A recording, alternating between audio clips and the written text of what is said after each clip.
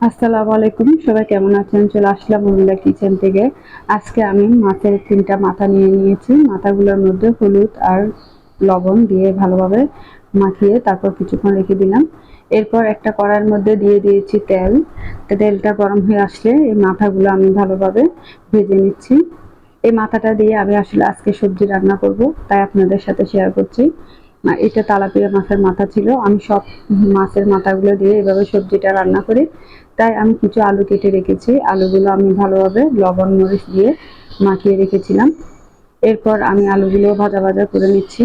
অনেকক্ষণ পর্যন্ত আলুগুলো ভাজা হয়ে আসছে। তারপর আলুগুলো নামিয়ে এরপর আমি বেগুন আর কাঁকরোল কেটে রেখেছি। সেই কাঁকরোল আর বেগুনটাও আমি একটু ভাজা ভাজা করে নিচ্ছি।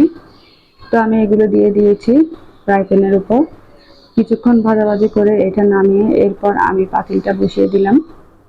আমি এগুলোর মধ্যে একটু হলুদ আর লবণ দিয়ে দিলাম। দিয়ে কিছুক্ষণ আমি এটা ভাজা ভাজা করে নিয়েছি। এই পর্যায়ে আমি দিয়ে দিলাম একটা পাতিলের মধ্যে আমি তেল দিয়ে দিয়েছি, সাদা তেল। তেলটা গরম হয়ে আসলে তার মধ্যে আমি দিয়ে দিব পেঁয়াজ কুচি। পেঁয়াজ কুচিটা দিয়ে কিছুক্ষণ ভাজা ভাজা করে নিব। পেঁয়াজ কুচিটা আমার লাল লাল হয়ে আসলে তারপর দিয়ে দিলাম সরিষা বাটা। এরপর দিয়ে দিয়েছি বাটা মরিচ। তারপর দিয়ে দিলাম ১.৫ চামচের মতো হলুদ গুঁড়া। এরপর দিয়ে দিলাম লবণ স্বাদ মতো। তারপর একটু মাছের মশলাটাও দিয়ে দিচ্ছি, ১ চামচের চেয়ে একটু বেশি, ২ চামচের মতো প্রায়। এরপর সব মশলাগুলো একসাথে অনেকক্ষণ পর্যন্ত আমি নেড়ে নেড়ে এটা কষাবো। তারপর হালকা পানি এড করছি যেন মশলাটা পুড়ে না যায়।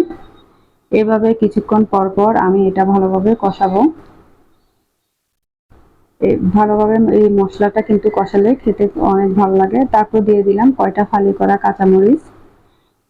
মরিচটা দিয়েও আমি অনেকক্ষণ পর্যন্ত এই মশলাটা কষাচ্ছি। তার মধ্যে আমি একটু পানি অ্যাড করব। পানি দিয়ে দিয়ে আমি মশলাটা অনেকক্ষণ পর্যন্ত কষাচ্ছি। মনে রাখবেন যে কোনো সবজি বা মাছ রান্নাতে ভালোভাবে কষালে কিন্তু মশলাটা অনেক ভালো হয়। এর মধ্যে পরিমাণ মতো আমি পানিটা দিয়ে দিলাম।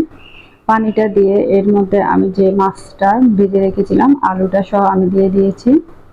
এরপর সবজিটাও দিয়ে দিয়ে ভালো মতো ঢেকে কিছুক্ষণ রান্না করব। এ পর্যায়ে মাছটার বলক হয়ে আসলে এর মধ্যে আমি আরো কিছুক্ষণ নাড়াচাড়া করে আরো কিছুক্ষণ এটা আমি রান্না করব ঢেকে। একদম ঝোলটা গাঢ় হয়ে আসলে আমার মশলাটা সবকিছু ঠিকঠাক হয়ে আসলে এরপর আমি নামিয়ে গরম গরম পরিবেশন করব। তো কেমন লেগেছে অবশ্যই জানাবেন। সবাই ভালো থাকেন, সুস্থ থাকেন। আল্লাহ হাফেজ।